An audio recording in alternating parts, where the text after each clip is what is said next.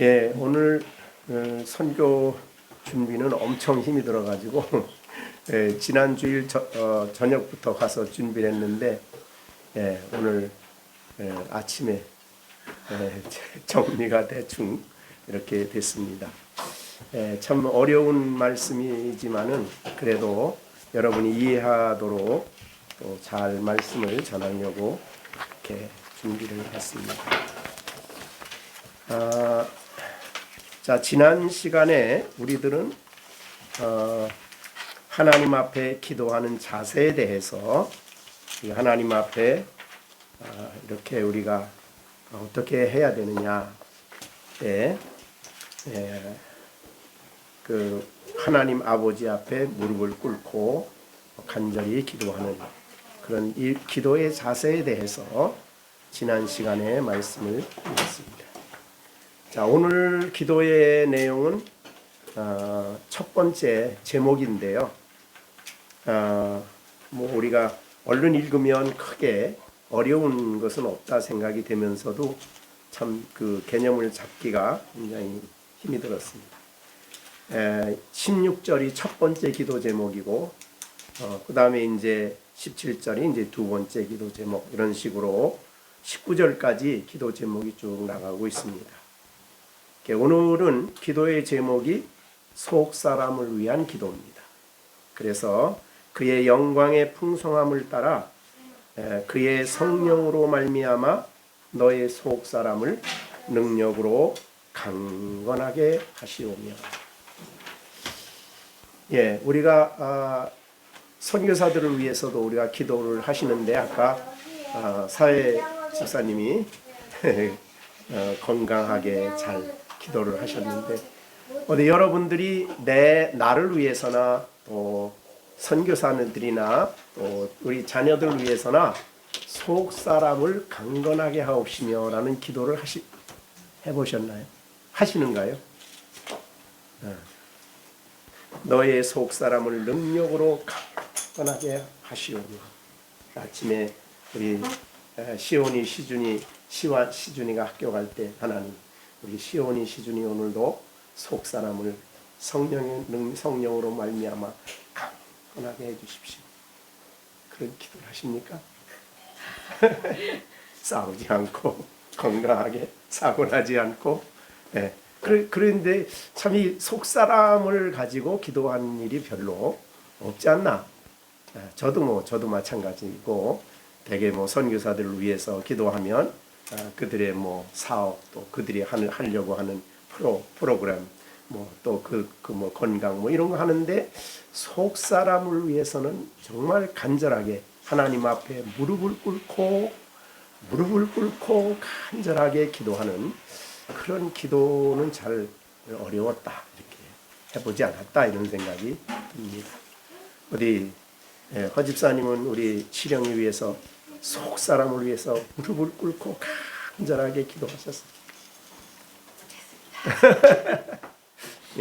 그러니까 오늘 우리가 이 말씀을 마음에 잘 새기시길 바랍니다. 그러면 속 사람은 뭘까? 라는 말이, 이 속 사람을 정의하기가 굉장히 어려웠습니다. 속 사람이라는 단어를 다른 분은 안 썼어요. 성경 찾아보시면 바울만 3번을 썼어요. 첫 번째가 오늘 에베소서 이 말씀이고, 두 번째가 로마서에 나오는 로마서 7장에 나오는 7장에 거기에 로마서 7장 22절에 나옵니다. 너 내 속사람으로는 하나님의 법을 즐거워하되, 거기에 속사람이 나와요. 그게 오늘 나오고, 그 다음에 또 한 군데 나오는 거는 고린도후서 4장 16절입니다. 우리의 겉사람은 날마다 후패하나 속사람은 날로 새롭다. 거기에 속사람이 나와요. 그러면 속사람이 뭘까? 참 어려운 게, 다른 분들은 다 여러 가지로 사람을 표현하는데 바울만 꼭 3번을 썼는데 참 그 정의하기가 어려워요. 그래서 여러 주석을 많이 찾아봤는데 설명하게 안 들어오는 거예요. 하여도 설명들이 많아가지고 예. 근데 어떻든 속 사람은 거듭난 사람에게 주어지는 속 사람이에요. 자, 그러면 우리가 속 사람은 뭘까? 어떤 모습을 할까? 이거를 얼른 찾아볼 수 있는 게 어디냐면 아까 로마서 7장이에요. 자, 22절. 속 사람은 뭘 속 사람이라고 하느냐? 그럴 때 내 속 사람으로는 하나님의 법을 즐거워한다. 그럼 하나님의 법은 이제 여기서 율법이고 하나님의 전체 성경인데 하나님의 법을 내가 지금 즐거워하고 있다면 내 안에 속 사람이 있는 거죠. 그렇죠? 속 사람이 없는 사람은 하나님의 법을 즐거워할 수도 없고 깨달을 수도 없어요. 근데 하나님의 법을 즐거워한 사람이 있어요. 그게 어디냐면 시편 1편. 자, 여러분이 시편 1편 암송하는 말씀이죠.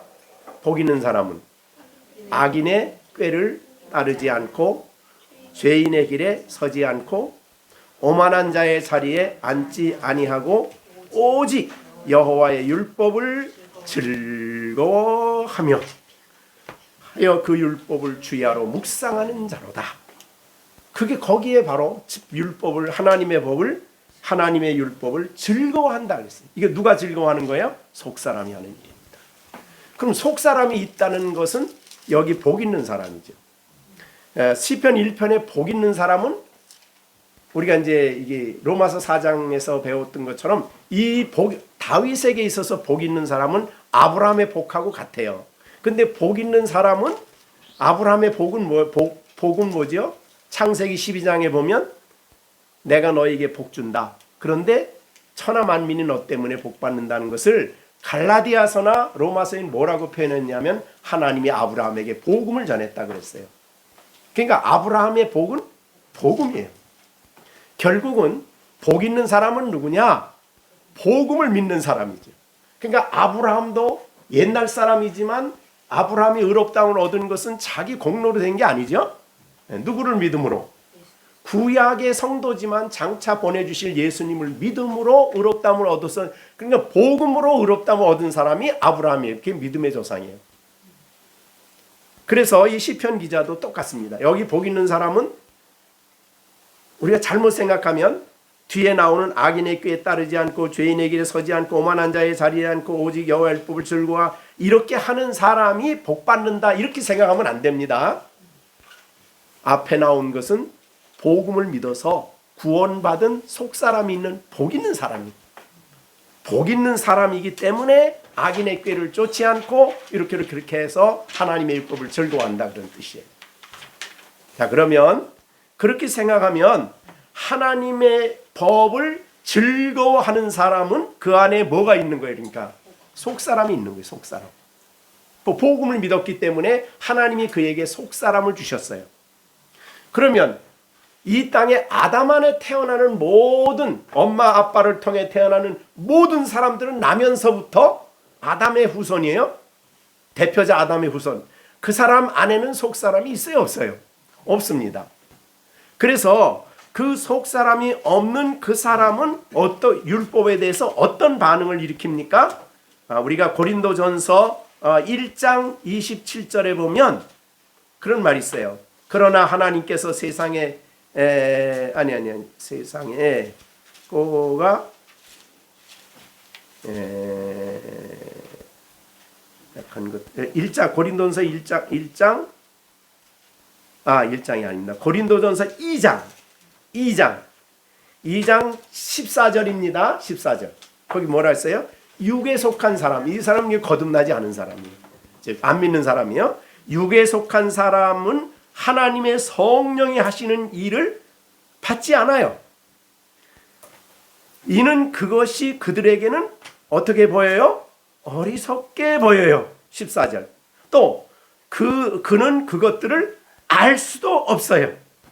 그러한 일은 영적으로 분별하는 일이기 때문에 속사람이 없는 사람은 하나님의 말씀이 복음이 미련하고 어리석고 받아들일 수가 없어요.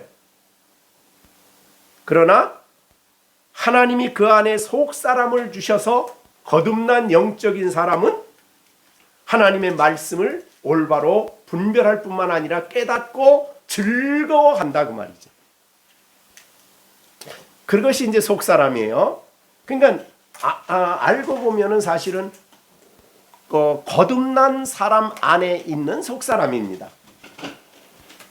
그래서 이것을 왜 그러면 거듭났느냐는 단어를 안 쓰고 왜 속사람이라고 썼을까?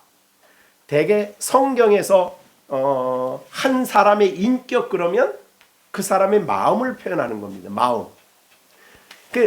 잠언에 있는 것처럼 그 사람의 마음이 어떠한가는 그 사람이 어떤 사람인가를 결정해요. 그러니까 성경에서 대충 사람 그럴 때는 마음을 표현하는 말이에요. 마음. 그래서 거듭나지 않은 사람 마음 하나님 말씀 안 받아들입니다. 그런데 하나님이 거듭나게 하셔서 그의 마음을 새롭게 해주셨으면 그걸 속사람이라 그래요. 근데 이거를 가장 잘 표현한 것이 어디냐면 에스겔입니다. 에스겔은 구약 성도지만 장차 36절인데 36장 장차 그리스도가 오시면 어떤 일을 하실 것인가를 보여준 내용이 에스겔 36장이에요. 에스겔 36장 봅니다. 24절. 자, 이제 24절에 보면 무슨 내용이냐면 여러 민족 가운데 하나님이 택한 사람들을 모아요. 부르는 거죠. 하나님 부르셨어요. 24절. 그럼 여기 이제 세 가지 일을 합니다. 첫째, 25절에 뭐 해줘요? 죄를 씻어주시죠. 죄의 사함을 얻는 겁니다. 구속합니다. 25절. 그 다음에 26절은 새 영을 주고 너희 속에 새 마음을 준다. 이 두 가지가 속사람을 설명하는 거예요. 예? 그래서 그 마음의 육신에서 굳은 마음을 제하고 부드러운 마음을 준다. 이게 거듭난 사람이요. 이것을 우리는 속사람이라 그렇게 표현을 합니다. 그 다음에 그 사람 안에 또 뭘 주셔요? 27절에 보면 내 영을 그에게 두셔서 하나님의 말씀을 순종하게 만든다. 이게 이제 신약 시대에 하나님이 하고자 하는 약속이에요. 그래서 오늘 이제 이제 26절, 27절을 가지고 기도한 것이 아까 에베소서 3장의 기도의 내용입니다. 자, 그러면 여러분에게 이제 나는 성경을 들어도 이게 말도 안 되는 소리다라고 하면은 그 사람은 속사람이 없는 사람이죠. 그냥 육신에 속한 사람이고 거듭나지 않은 사람이에요. 성경을 읽는데 그게 즐거워. 그래서 시편 기자처럼 그 말씀이 어떻게 돼요? 여호와의 율법을 즐거워하며 또 묵상을 해. 주야로 묵상을 하고 그 말씀 속에서 마치 나무가 뿌리를 통해 물을 공급받듯이 물을 공급받아가지고 열매 맺는 성도의 삶을 산다고 말이에요. 그게 바로 속사람을 가진 사람의 특징이에요. 자, 그러면 속사람을 내가 있다 없다를 거듭났다 안 났다를 우리가 구분할 수 있겠죠. 거듭난 사람 안에는 속사람이 있다. 속사람의 두드러진 특징은 하나님의 말씀을 즐거워한다. 그렇게 된 거예요. 자, 그런데 우리가 속사람을 받아서 우리가 거듭나서 속사람이 우리 안에 이거를 성경은 새영 또 새마음 이렇게 새자를 붙였어요. 우리 마음을 새롭게 하신 거죠. 우리의 영을 새롭게 하신 거예요. 그래서 생명을 주셨어요. 그러니까 우리가 그걸 너무 놀라운 변화라서 그거를 거듭났다고 해요. 거듭났다. 또는 그거를 재창조라 그래요. 창조한 일이다. 우리가 새 마음, 새 영을 받은 것은 성령이 우리 안에 재창조하신 역사예요. 성령이 역사하지 않으면 할 수 없는 역사예요. 거듭남이 본래 그런 것입니다. 그래서 물과 성령으로 나지 아니하면 이런 표현도 같은 내용이죠. 성령이 거듭나게 하셔서 새 영, 새 마음을 받았다. 그래서 이제 뭐 마음은 이제 지정의가 있는 좌소라고 그러죠. 그래서 새 마음을 받았기 때문에 생각하는 것이나 느끼는 것이나 좋아하는 것이 달라. 과거에 좋아하던 거 이제는 안 좋아.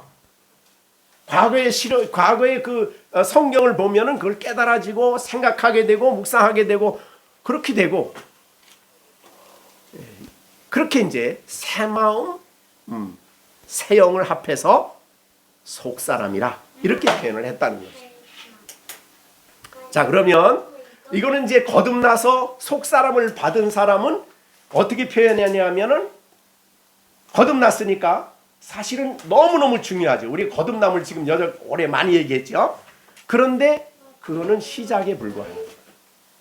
시작이, 어린아이가 으앙하고 엄마한테서 태어나면 너무너무 기적적인 일이요, 놀라운 일이요, 감격스러운 일이지만, 우리 시완이가 난 거는 너무너무 놀라운 일이지만 그건 이젠 시작에 불과해요. 그 다음서부터 이게 자라야 돼. 생각하는 것이나 말하는 것이나 모든 면에 성장을 하는 것이에요. 자라야 됩니다.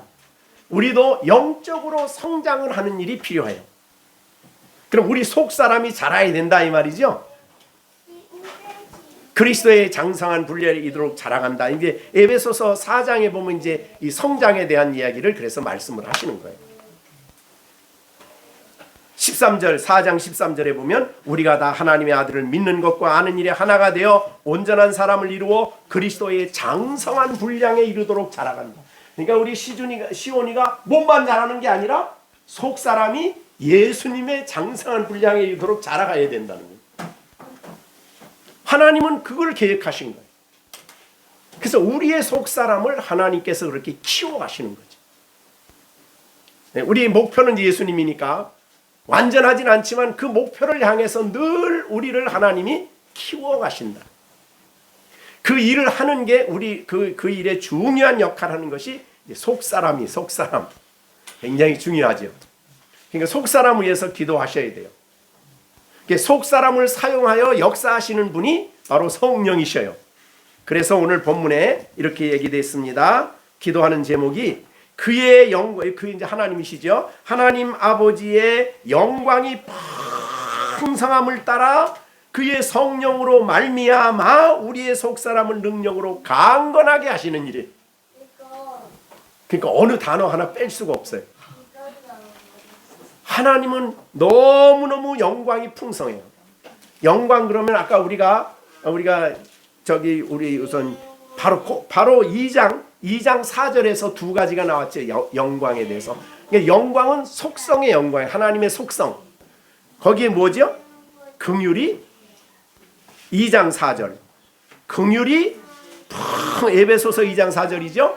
긍휼이 풍성하신 하나님이 우리를 사랑하신 그 큰 사랑이야. 이 두 가지 아주 대표적인 하나님의 영광. 그래서 우리를 긍휼히 여겨요. 긍휼이란 말에는 두 가지가 우리가 항상 생각이 돼야 되는데, 나의 약함, 또 하나는 나의 죄, 범죄. 이 두 가지가 있기 때문에 하나님의 긍휼이 너무너무 필요해요. 하나님이 나를 불쌍히 여기세요. 약한 나를 긍휼히 여겨주시기를. 내가 지은 죄를 긍휼히 여기셔서 시편 51편에 보면 긍휼히 여기셔서 1절에 뭐라 그랬냐면 나에게 은혜를 베푸시고 나의 죄를 도말하여 주시고, 이게 전부 다 긍휼과 관련돼 있고요. 나를 불쌍히 여기지 않으면 이거 큰일 나는 일이죠. 불쌍히 여기. 그래서 성경에 보면 긍휼이란 말이 많이 나오죠. 기도할 때도 보통 나를 불쌍히 여겨 주시옵소서라고 하나님께 기도함으로 응답을 받는 일이 많았어요. 환자들이 와가지고 다윗의 자손이여 나를 불쌍히, 그게 바로 긍휼입니다. 나를 불쌍히 여겨 주십시오. 하나님의 그 큰 긍휼로 나를 불쌍히 여겨달라는 거죠. 그래서 하나님이 우리의 속사람을 그 큰 긍휼과 풍성하신 사랑으로 우리를 긍휼히 여기셔서 우리를 그 풍성함을 따라 성령으로 말미암아 우리의 속사람을 능력으로 강건하게 해주세요. 이게 간절함이죠. 그죠? 그래서 영광의 풍성함이 우리 하나님 영광은 너무너무 풍성해요. 또 그 다음에 또 왜 잠언 저기 소열의 문답 자 찾아야지. 그의 존재하심과 그 다음에 지혜가 얼마나요? 풍성하고 그 다음에 무한하시고 영원하시고. 그러니까 그 지혜 그 능력 하나님이 가지고 있는 그 선하심 그의 인자하심 성실하심을 따라 나에게 내 속사람을 하나님의 능력으로 성령을 통해서 강건하게 해주시길. 그러니까 이게 단어가 굉장히 연결이 다 돼 있어가지고 얼마나 중요한지 몰라요. 영광의 풍성함을 따라 그의 성령으로 말미암아 너의 속사람을 능력으로 강건하게 하옵시고. 자, 그러면 왜 이 기도가 그렇게 필요하냐? 자, 우리가 첫째 생각할 수 있는 건 뭐냐면요. 아까 로마서예요. 로마서 7장 아까 말했죠. 자, 우리 속사람은 뭐를 원해요? 하나님 뭐를 즐거워해요? 예, 우리 속사람은 또 벌써 잊어버렸어요. 7장 22절 내 속사람으로는 하나님의 법을 즐거워합니다.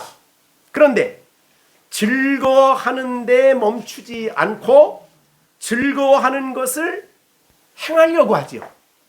그래서 그 다음에 나오는 게 그거예요. 내 속사람으로는 하나님의 법을 즐거워하되 지체의 또 다른 한 법이 내 마음의 법과 싸워 23절 내 지체 속에 있는 죄의 법 아래로 나를 사로잡아 오는도다. 그러니까 뭐예요? 내 마음의 법과 싸워. 그러니까 뭐예요? 왜 싸워요? 자, 법을 즐거워하는 속사람은 그 말씀을 지키려고 하겠지요. 그런데 지키려고 하는데 내 마음에 여전히 뭐가 남아있어요? 죽을 때까지는 죄가 영향을 미치고 있어요. 그래서 하나님의 말씀을 따라 순종하려고 하면 죄가 그 기회를 타가지고 내 안에 역사를 하죠. 그게 이제 8장 우리가 배운 것이요. 8장 8절이죠. 7장 8절. 7장 8절. 그러나 죄가 무슨 기회요? 하나님의 말씀을 즐거워하는 거예요. 즐거워하고 깨달았어. 근데 그걸 기회를 타가지고 그 계명을 사용해서 내 속에 온갖 욕심을 만들어내가지고 하나님의 말씀을 순종하지 못하도록 우리를 이끌어가려고 하는 거예요. 그러니까 내 안에 속사람은 하나님의 말씀을 즐거워하고 지키려고 하는데 죄가 기회를 타서 반대 생각을 집어넣는 거죠. 하지 말라고. 내가 시중인을 사랑하려고 하는데 야 너무 그거 왜 그래? 하고 제 마음속에서 딴 생각을 자꾸 만들어내는 거예요. 뭐가 만들어내요? 내 안에 남아있는 죄가. 그래가지고 해야 되는데 하지 마. 뭐 그렇게 하냐 이래가지고 이제 서로 싸우다가 지나놓고 보니까 누가 이겨요? 속사람이 이겨요? 죄가 이겨요? 바울에게 23절은 그겁니다. 죄가 이겼다는 거예요. 그래가지고 내가 죄의 법 아래로 포로가 되어버렸어. 그래서 죄를 짓는 거죠. 그래서 24절에 오호라 나는 곤고하다. 이게 죄 지은 사람은 공고한 거예요. 죄 짓고 편안한 사람은 없어요. 신앙인들은. 자, 그래서 이렇게 마음속에 원하는 것을 하지 못하도록 죄가 있기 때문에 우리에게는 뭐가 필요해요? 그래서 죄도 강력하게 영향을 미치니까 우리 가운데 속사람이 강해지는 게 필요한 거예요. 그래서 내 속사람이 성령으로 말미암아 내 속사람이 강해질 때에 오늘 그 응답으로요. 능력으로 하나님의 성령의 능력으로 강건해질 때에 우리는 이 죄를 이기는 거죠. 자, 죄를 이깁니다. 자, 우리 로마서 8장 13절 보세요. 너희가 죄한테 져서 육신으로 살면 반드시 어떻게 돼요? 그 죽는다는 건 죄 짓는다는 거예요. 하나님과 관계가 끊어진다는 거예요. 그 다음에 성령으로 몸의 행실을 죽이면 산다. 이렇게. 그러니까 굉장히 치열한 싸움이죠.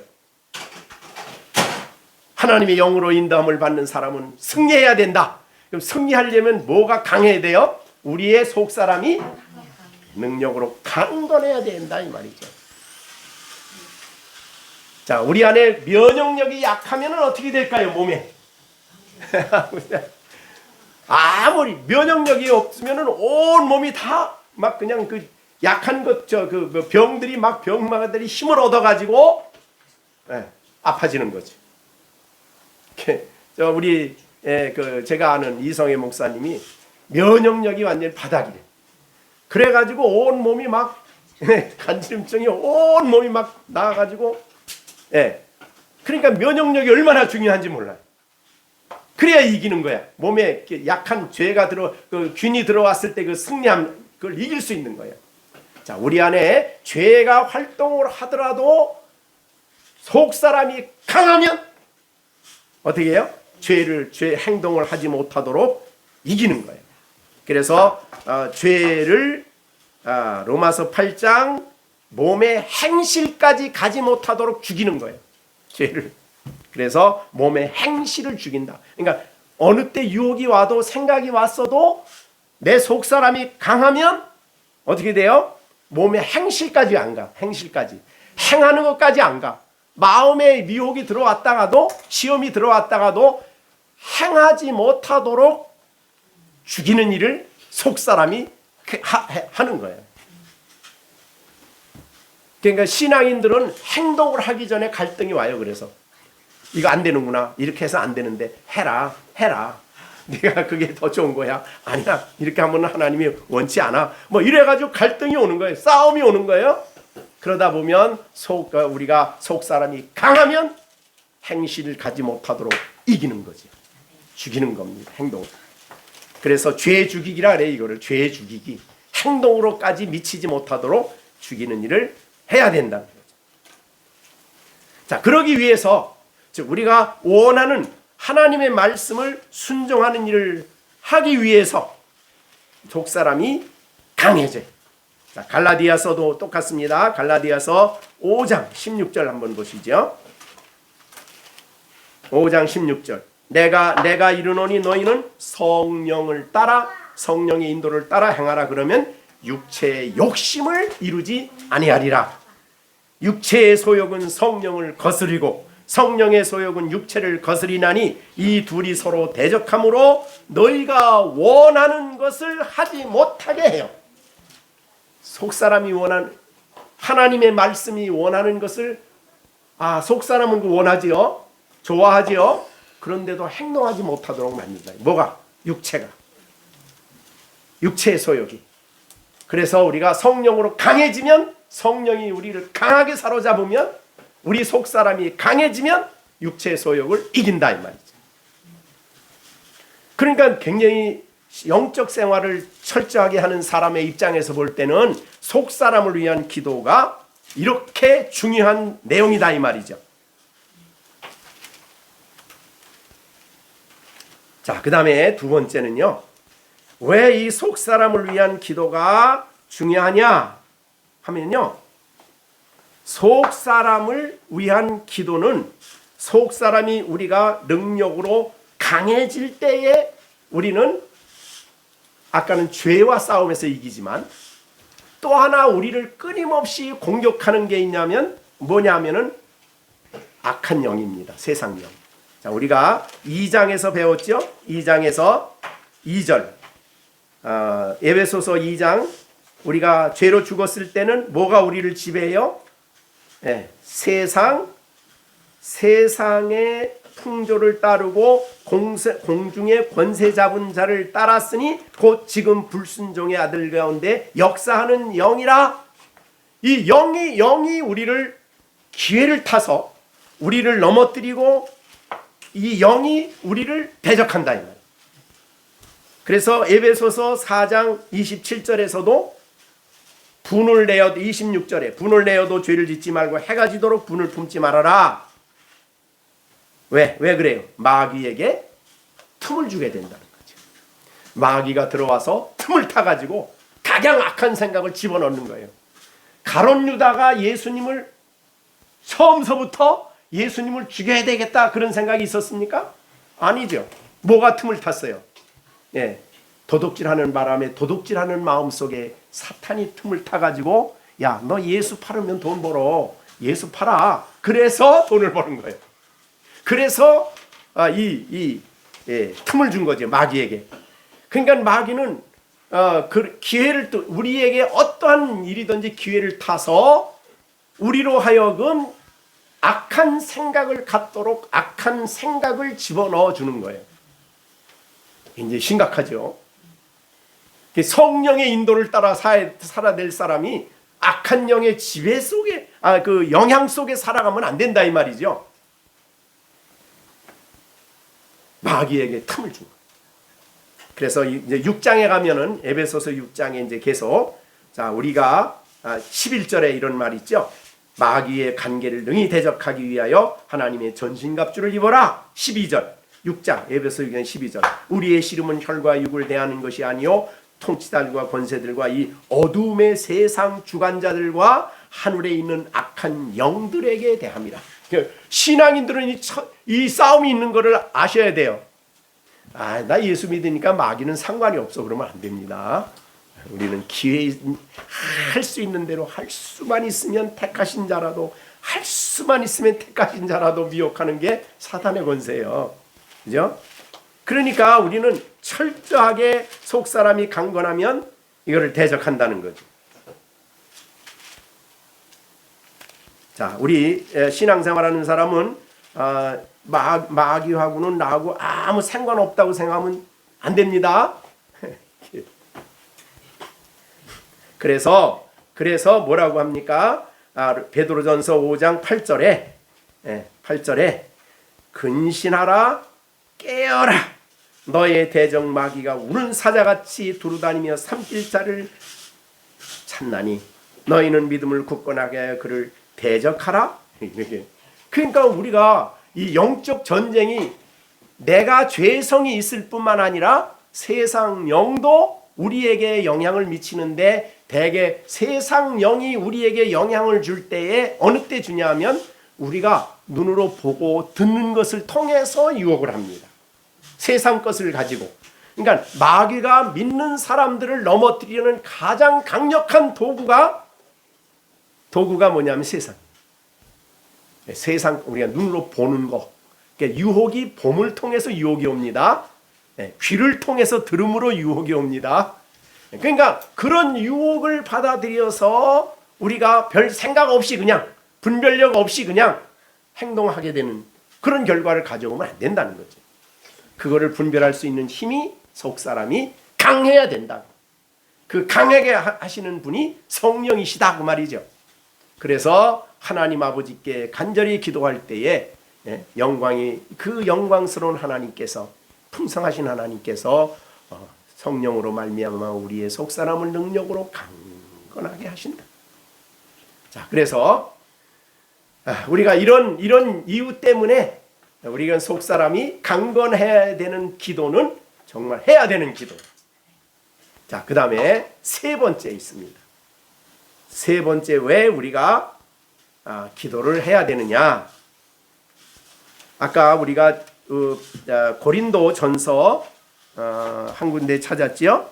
고린도후서 4장 16절. 고린도후서 4장 16절입니다. 거기도 속사람에 대한 내용이 나오죠. 4장 16절. 그러므로 우리가 낙심하지 아니하노니 우리의 겉사람은 낡아지나 우리의 속사람은 날로 새롭도다. 여기에 속사람이 나오는데 뭐 하다가 이 말씀을 하시냐면요. 자, 그 다음에 거기에 고린도 후서 4장 4절에 보면 이런 말이 있어요. 4절. 우리가 어떻게 돼요? 사방으로 우겨쌈을 당하고, 그 다음에 답답한 일을 당하고, 그 다음에 핍박을 받고, 그 다음에 거꾸로 드림을 당하고, 예수 죽음을 몸에 짊어진다 그랬어요. 그러니까 신앙인들에게도 어려움이 온다는 말이죠. 어떤 형태로든지 어려움이 올 수 있다는 거죠. 그래서 사방으로 우겨쌈을 당했단 말이 뭐예요? 동서남북으로 길이 안 보여. 너무 답답하고 어려워서. 그럴 때 우겨싸움을 당하지 않는 힘이 바로 속사람. 왜? 속사람은 하나님을 향해서 기도하게 되고 하나님을 의지하게 된다. 답답한 일을 당하여도 어떻게 해요? 답답한 일을 당하여도 낙심하지 않아요. 그 다음에 핍박을 받아요. 그래도 거꾸로 버림받지 않아요. 거꾸로 됨을 당하여도 망하지 않아요. 예수님을 죽으신 그 고난을 몸에 짊어져도 결코 낙심하지 않아요. 그러니까 신앙인들은 이 땅에 살면서 아무런 어려움 없이 편안하게 만사형통하게 사는 거 아닙니다. 다 기도의 제목이 있고 힘든 일이 있고 고난이 있고 다 그런 일들이 우리에게 있어요. 특히 이런 고난을 통해서 하나님은 고난이 우리에게 있는 허용을 하셨어요. 그런데 왜 하나님이 왜 그런 일들을 우리에게 허용하셨을까? 왜 고난이 우리에게 이 땅에 사는 동안에 왜 어려움이 우리에게 올까? 그거는 우리를 넘어뜨리려고 하는 게 아니죠. 우리를 넘어뜨리려고 하는 게 아니에요. 자, 우리 고난으로 뭘 하시나 보세요. 자, 우리가 베드로전서 5장 10절입니다.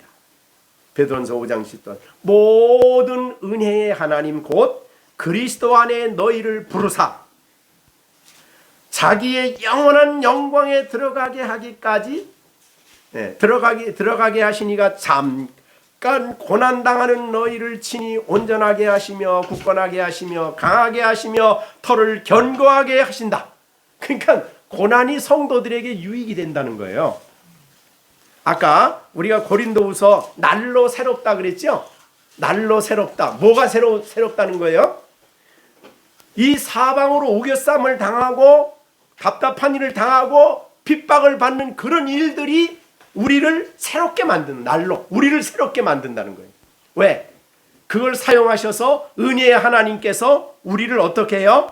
우리를 굳건하게 하고 그 다음에 강하게 하고 털을 견고하게 하고 우리를 온전하게 만들어 가신다는 거예요. 우리의 속사람을. 그래서 고난과 어려움이 있을 때 성도는 정말 하나님께 간절히 기도합니다.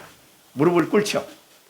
다윗의 모든 간절한 기도와 영적이 넘치는 시편은 다 어느 때 나오냐면은 어려울 때 나왔어요. 오히려 평탄하고 나라가 평안할 때는 저 성에서 거닐다가 저기 누굴 보니까 뭐가 보여요? 그러니까 어려움이 없을 때는 그게 보였어. 어려움이 있을 때는 그게 볼 여지가 없죠. 지금 막 죽게 생겼는데. 예? 그러니까 괜히 그 저녁에 괜히 뭐 자기 부하들은가 전쟁하고 있으면 기도라든지 뭐 그래야 되는데 나라가 잘 돼간다 그러고 쳐다보다가 눈으로 유혹이 들어와가지고 넘어졌어요. 그러니까 하나님이 우리에게 와지는 크고 작은 문제들은 하나님 모르는 게 아니에요. 다 아셔요. 그걸 사용하셔서 우리의 속사람을 날로 새로워지게, 날로 새로운 것을 깨닫고 새롭게 우리를 하나님을 새롭게 발견하고 경험하고 체험하고 더 하나님이 원하시는 복된 길로 가도록 우리를 이끌어 가신다 그 말이죠. 그게 하나님의 은혜예요. 그 은혜를 받아들이는 것이 속사람이에요. 그 겉사람은 거듭나지 않은 사람은 은혜 그러면 뭐예요? 무슨 은혜는 개뿔? 뭐 그러고 있지. 성도들은 은혜 그러면 하나님 앞에 너무너무 무릎을 꿇고 은혜를 구하고 은혜를 삼고 은혜의 소중함을 아는 사람들이지. 그러니까 속사람을 가진 사람과 안 가진 사람과는 근본적으로 차이가 나. 그러니까 속사람이 없는 사람하고 속사람을 있어서 거듭난 사람하고 속사람이 없는 사람하고 같이 둘이 결혼해서 산다 그러면 어떨까요? 네? 엄청 충돌이 오는 거예요. 말도 못하는 충돌이 오는 거예요. 사사건건 충돌이 와요.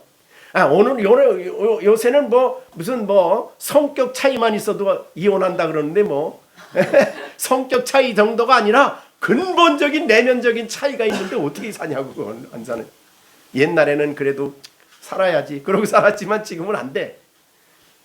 참 이게 어려운 거예요. 그게 굉장히 중요한 문제입니다. 그래서 내면이 근본적으로 다른 사람들이에요. 그래서 물론 이제 뭐 나중에 결혼해서 이제 믿음 갖게 하고 그러면 좋겠지만 참 이 거듭난 게 그게 쉬운 일이 아니에요. 하나님이 하시는 일이에요. 그래서 되게 우리나라 우리나라 그 요새 성차별 법 때문에 지금 이렇게 난리들을 치는데 우리나라 국회에 지금 야당이 70명이 그리스도인이고 여당이 20명이 그리스도인이 교회에 다니는 사람이에요. 장로도 있고 다 집사도 되고 그 정도 되면.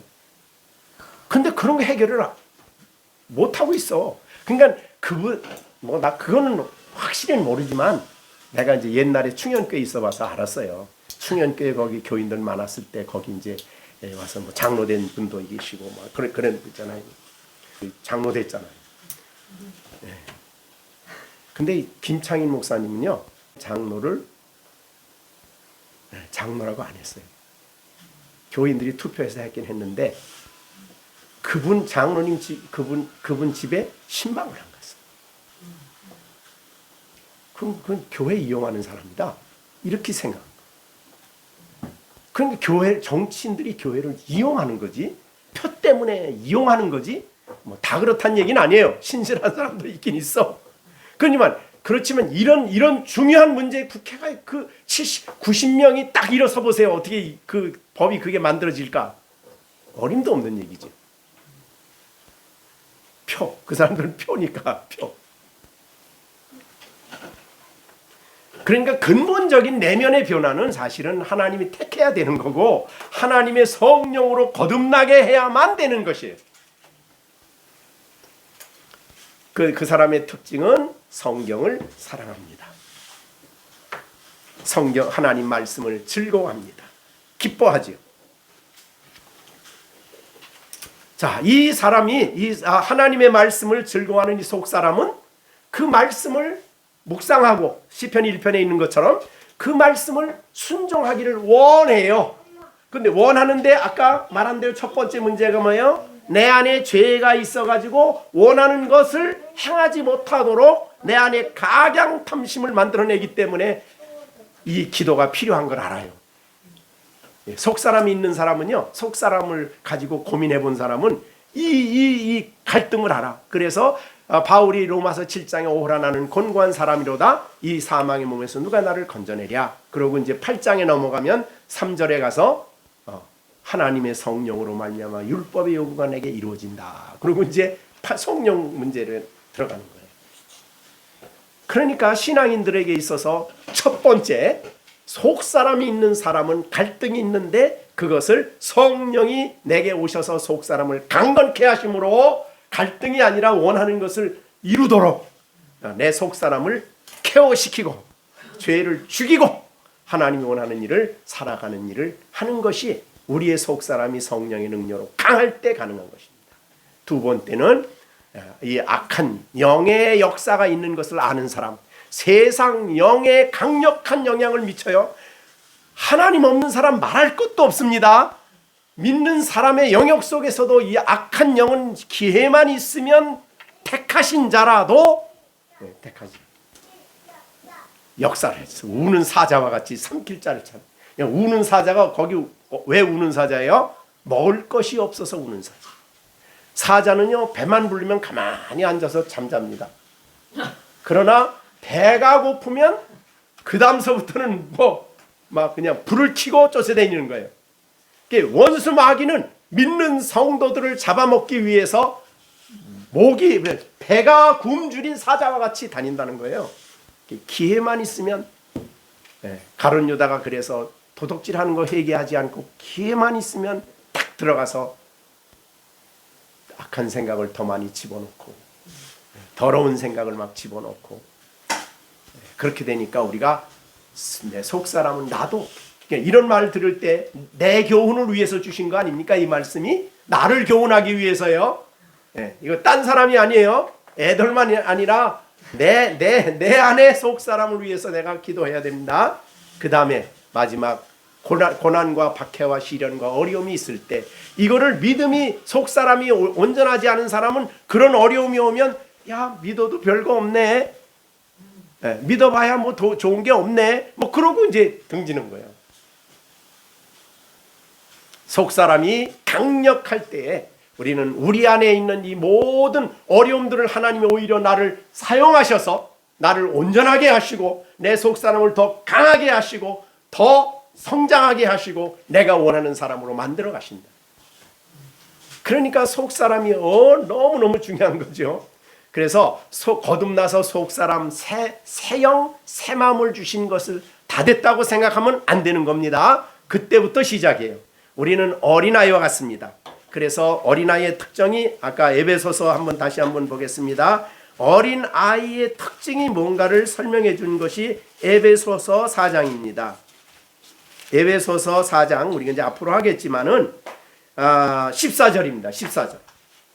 이는 우리가 이제부터 어린아이가 되지 아니하여. 그럼 어린아이는 어떠냐? 사람의 속임수에 잘 넘어가. 금방 넘어가. 속임수에 그냥.